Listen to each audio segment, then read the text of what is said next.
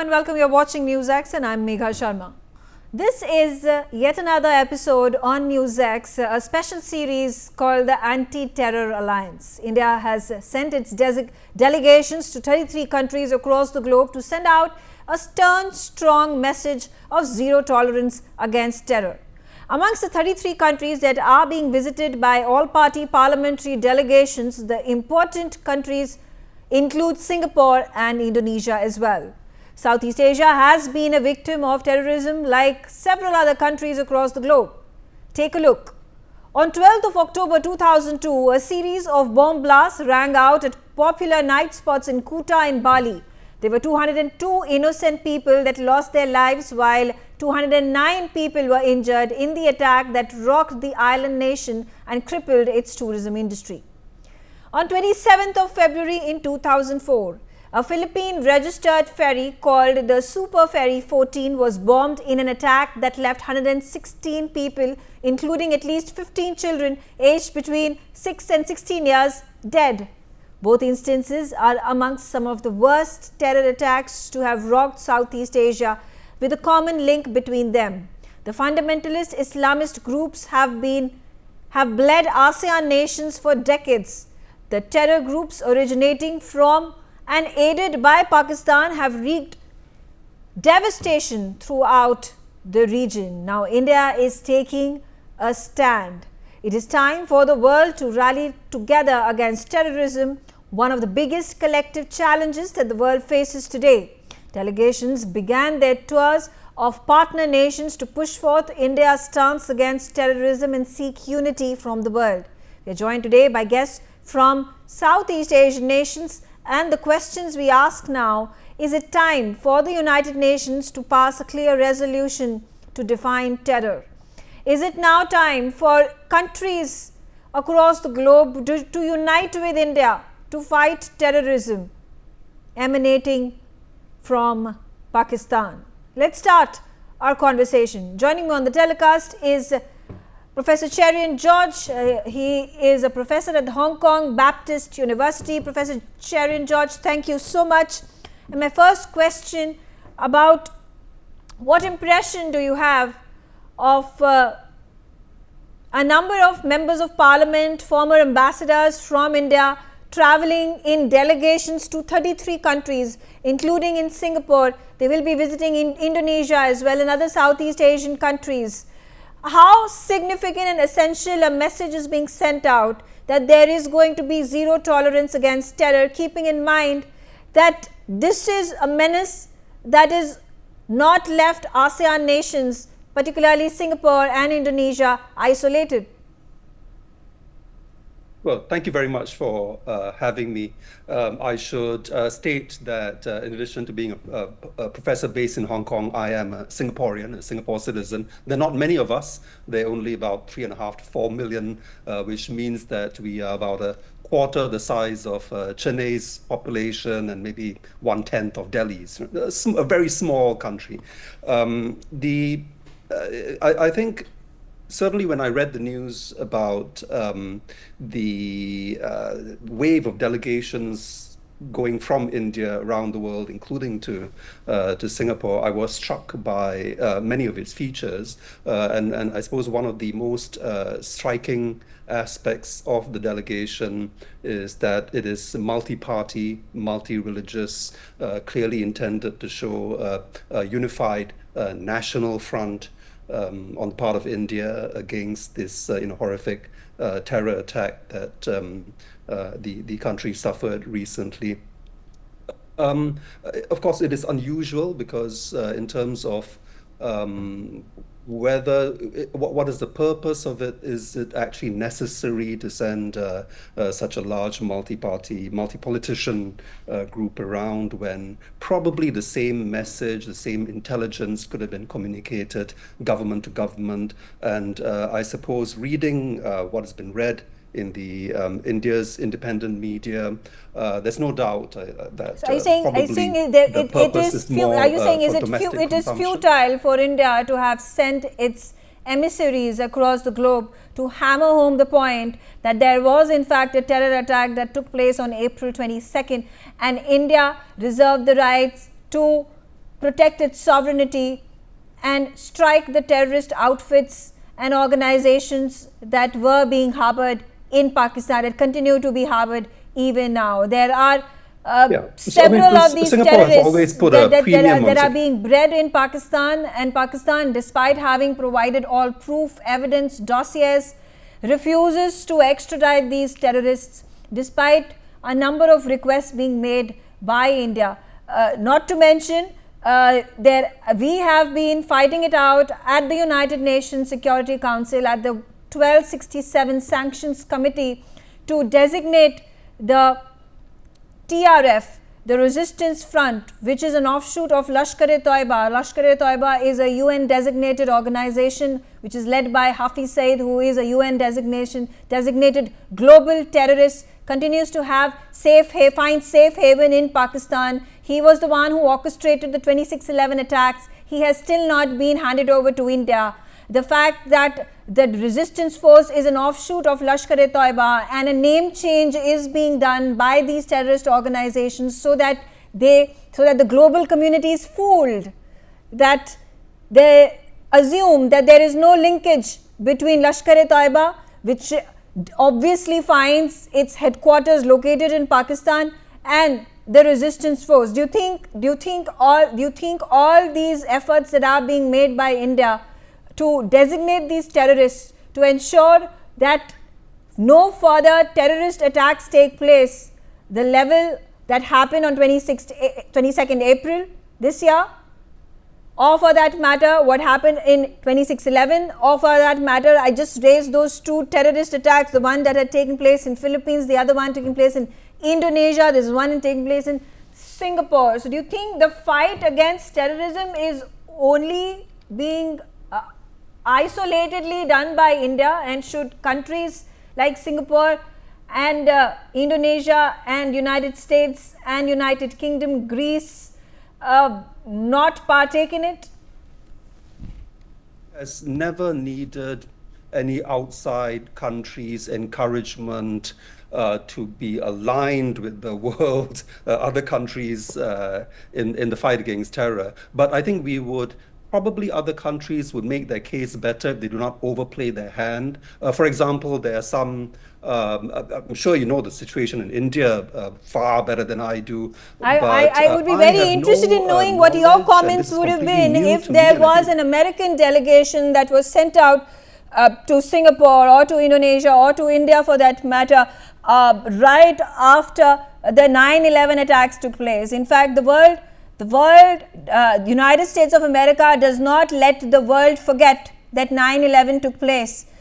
The Jewish community in Israel does not let the world forget that there was a genocide, the Holocaust took place, and there were millions of Jews that died. So I do not understand, why are you making a differentiation and bringing about a bias if India goes and propagates the message that it wants to send across to the world, that there is terrorism and that terrorism is emanating out of Pakistan, and world needs to not just wake up and take notice, but act on it, because it is going to hurt you in your backyard as well.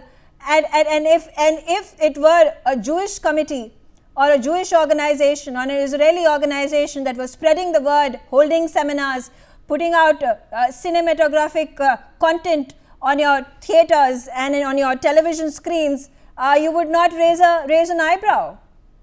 The terror threats facing Singapore. I'm, as a Singaporean and a critic of the Singapore government, I can say that I do not feel the need for any other government to educate my government in what the threats are facing Singapore. I have no idea what the relevance of your claims were. Just out of interest, do you think there are embassies, there are missions of Israeli government, of the Jewish committee in Singapore? Yes, no?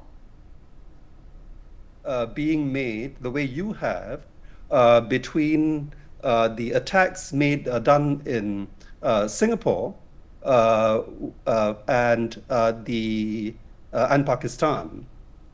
I'm appalled to hear that you somehow are so dismissive that there has been a terror attack that has taken place in a country, forget about whether it is in India or United States of America or any part of the world. I think the location matters. It is a targeted attack at civilians. These individuals were singled out for their religion. They were stripped naked to identify whether they were Hindus or Muslims, and once identified, they were asked to recite the kalma, which is a Muslim prayer, and when they could not, they were just shot point blank.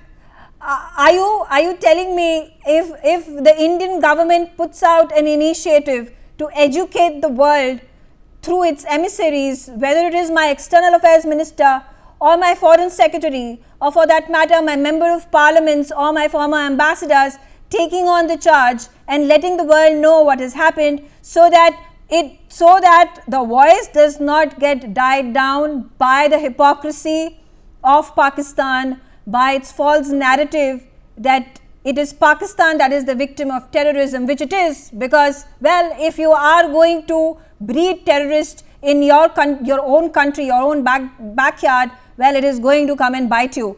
And that's exactly what is happening with Pakistan as well. Jim Rice, professor of international law, joining me. He's in Philippines. Jim, the same question to you about the need for countries to come together today to fight terrorism at a global level.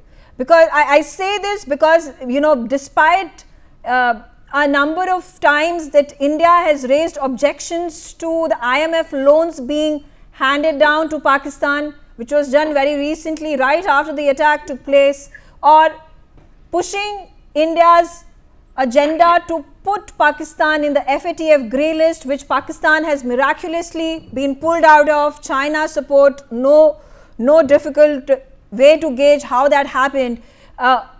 Do you think it is important today for countries to unite, and especially countries who have a strong standing in the international arena, to support each other, because terrorism does not have borders? Thanks very much for having me on. On a personal note, I'm now living in the Philippines, and I think that this initiative of India's to try and unite against terrorism in Southeast Asia is a really good idea. Just in reference to your previous speaker, I lived in Hong Kong for 27 years and taught at Lingnan University, which is not far away from Baptist. But in any case, trying to address your point, speaking as an American, America has been the victim of terrorism, and I think we can all agree that terrorism is an evil that needs to be opposed. And I think that India's initiative of reaching out to other nations around the world in an effort to unite against terrorism is a good one. Right, absolutely. Also, what do you make of the current state of affairs, especially when India has been, telling the world, and its long-standing position on Kashmir has been amply clear that it is an internal matter of India. It is about the sovereignty of the country, and it is a matter that is going to be resolved between two countries, India and Pakistan. There is no third-party involvement that is required. Now, do you find US President Donald Trump's stance in this entire situation a little lopsided or skewed, and his increased closeness to Pakistan in terms of providing economic aid, those $400 million US worth of funds that were provided to Pakistan to maintain its F-16 fleet to quote-unquote fight terrorism, once again utilized against India in a military standoff just a few days ago, talking about the crypto agency that is run by Trump's son and son-in-law being signed with the Pakistani leadership. You have those pictures with the Pakistani army chief and the Pakistani president, all of them in that one frame, celebrating that huge deal that is going to perhaps make Trump's bank accounts even more lucrative, and for that matter, and then coming about and speaking and talking about India and Pakistan and hyphenating India and Pakistan, talking about how and equating India to Pakistan. Do you find these to be anomalies, something that needs to be rectified and taken serious concern? Well, if we can just go back to the root cause here, the attack in April in Kashmir by the terrorist organization which had received safe haven or had bases in Pakistan was reprehensible and needs to be condemned by everyone. India's response was measured and targeted at military targets, and it was justified. Now, you asked about Donald Trump's response. I think most people know that Mr. Trump is somewhat transactional. He tends to, lack core ideological convictions, and again, it's difficult for me to kind of fathom where Mr. Trump's head is at on any given topic. However, again, sorry, have I answered your question? Yes, you have. Before I let you go, Professor, Professor Rice, just then, on a parting note, how do you think these efforts, again, whether we talk about the UNSC and India wanting to designate the resistance force, which is clearly the offshoot of Lashkar-e-Taiba, a globally designated terrorist organization, keeping in mind there are obstacles, there are challenges, because this year Pakistan is also part of the non-permanent UNSC members.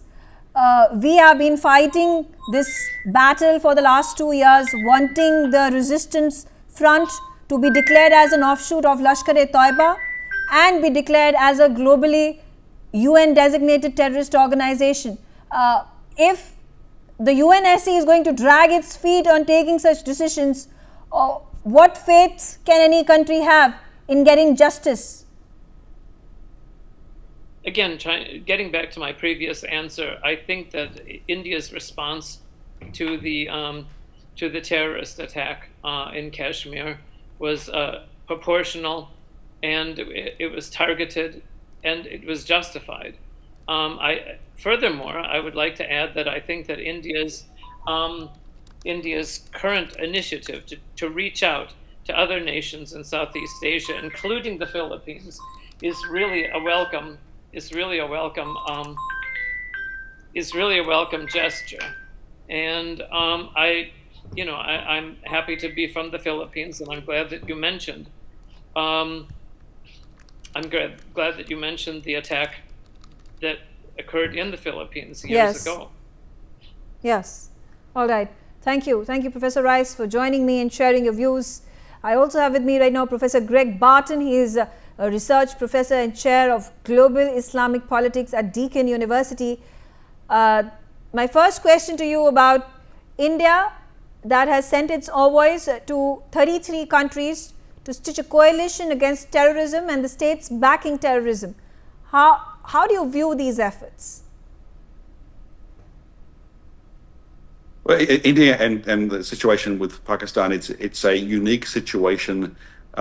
Terrorism, we generally think of it as being non-state actors, but unfortunately sometimes states get into the habit of relying on non-state actors to do their dirty work and think that they can control extremist groups. That's generally a mistake. Historically, I think it's been a mistake for Pakistan to think it can control groups. So one of the challenges now is putting the maximum incentive on Pakistan to control groups that perhaps in the past it felt that it had some authority over.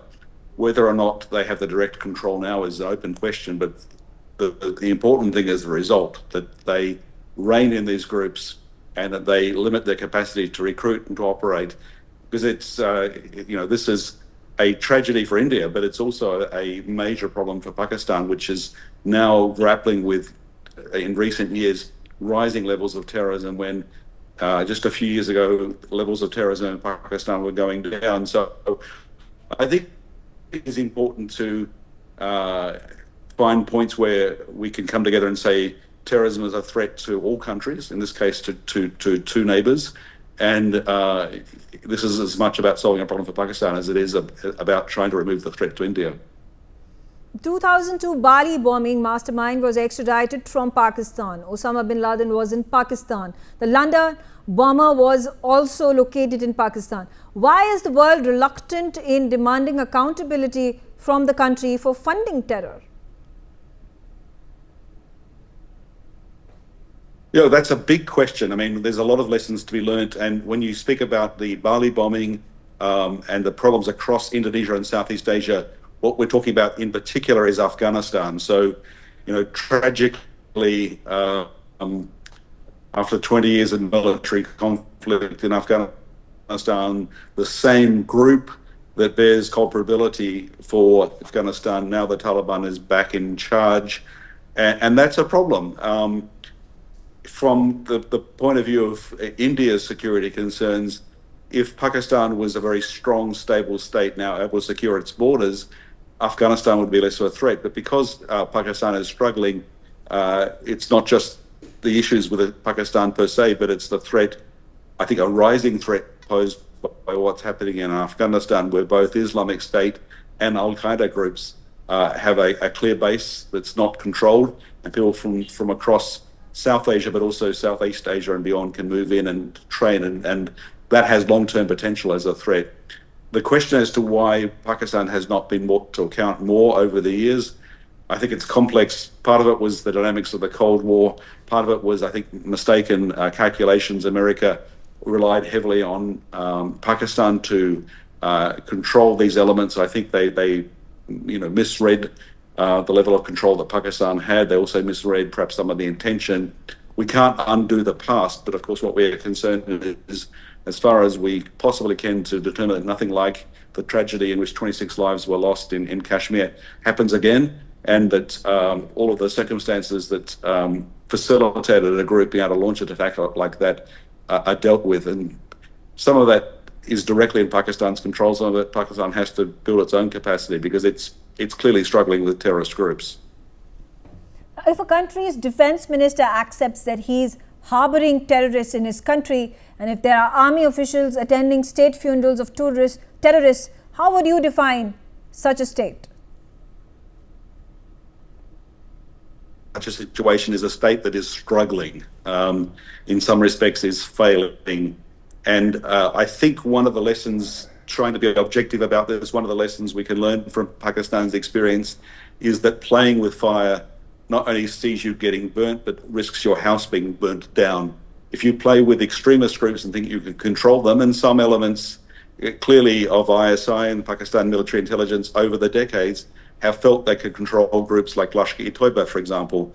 I think that's a grave mistake. It's not only a moral mistake, but it's a strategic mistake, because those groups have their own agendas. And the reality at the moment is that Pakistan is struggling with a spate of terror attacks clearly across the border. No one wins from terrorist groups on the rise. So the reality is Pakistan is a struggling state. I hope it's not a failing state, but it's certainly struggling. And that's sad for the people of Pakistan, but it's also a threat to India, clearly. If the Lashkar-e-Toiba chief Hafiz Saeed and Jaish-e-Mohammed chief Masood Azhar are publicly spotted giving speeches in Pakistan, do you support India's right to strike their terror camps in retaliation? Look, India has a right and an obligation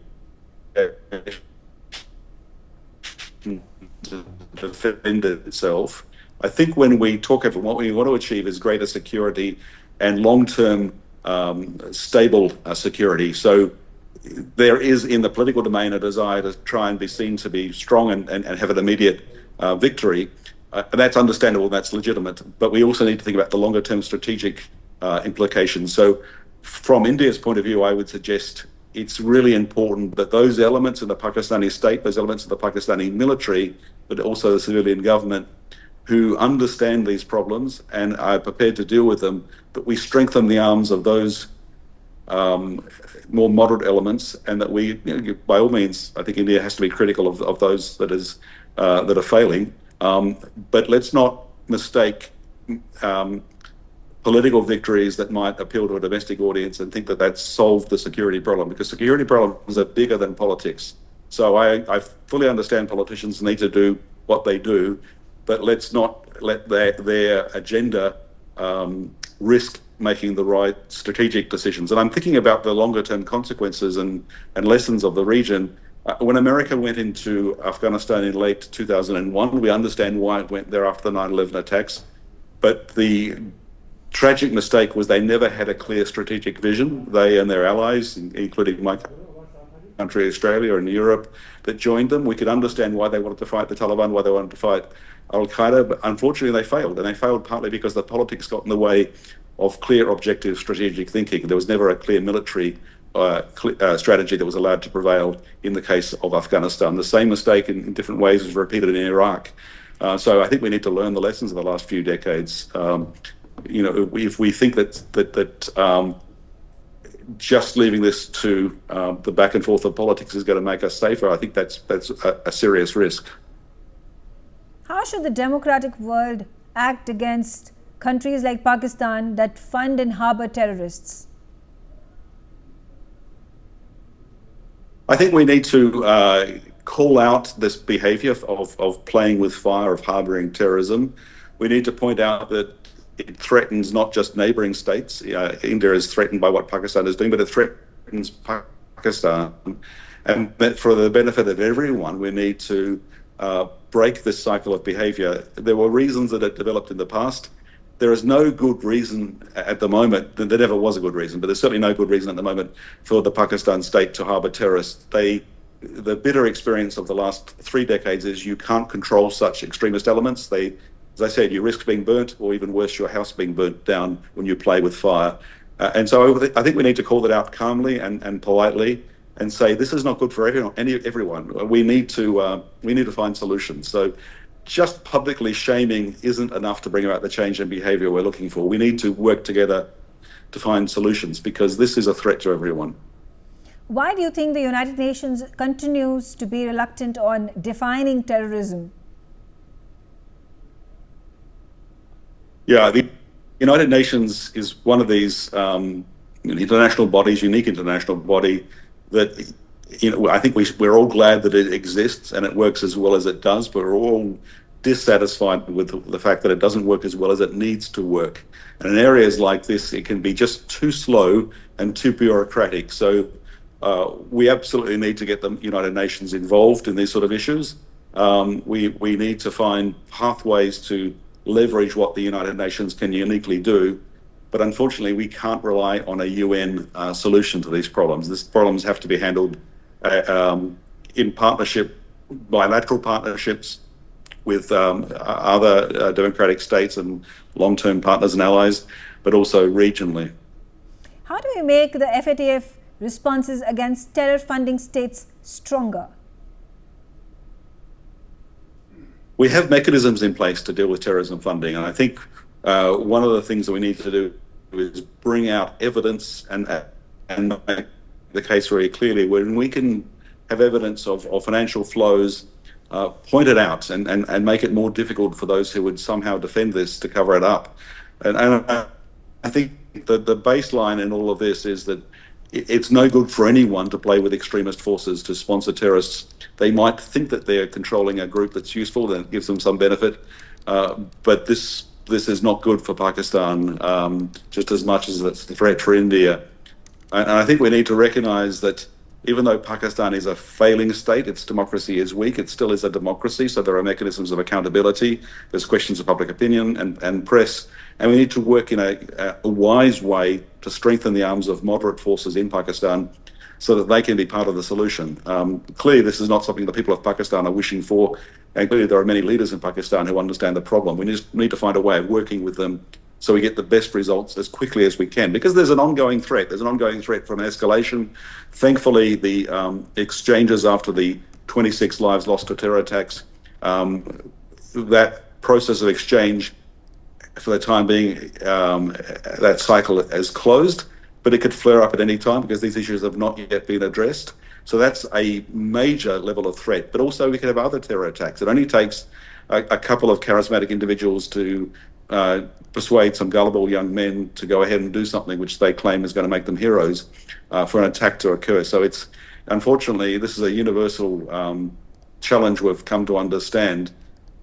We need to work together to try and bring all the forces we can to deal with this as quickly as possible, because there's a real risk at the moment that we could see further attacks and we can see further military escalations in a way that could have really tragic unintended consequences. Do you think China and Turkey supporting terror funding states like Pakistan unconditionally is a cause of global concern? It's certainly a cause of concern. What we know is that both Turkey and China have their own terror concerns, and they speak regularly about this. And yet at the same time, their behavior, and it needs to be said that China is not unique in doing this, America and its Western democratic allies make the same mistakes in different domains, that we say our principles are one thing, but in practice, for expediency or for whatever reason, we don't always consistently act on those principles. So what we need to be saying to China and to Turkey is, you are important nations, you face your own threats from terrorism. We work as a community of nations together to manage this threat. So please, you have unique leverage over Pakistan. You have special relationship, which is understandable. Use that in a way which is good for Pakistan and for yourselves and for all of us. We need your leadership. But I think framing it in terms of Chinese leadership is a more positive avenue, rather than just scolding people and saying you're disappointing us because you're not doing the right thing. That may be true, but we're looking at results. This is more than just politics. Thank you, Professor Barton, for joining me and sharing your views. On that note, I come to the end of this special telecast. Thanks for watching Newsx.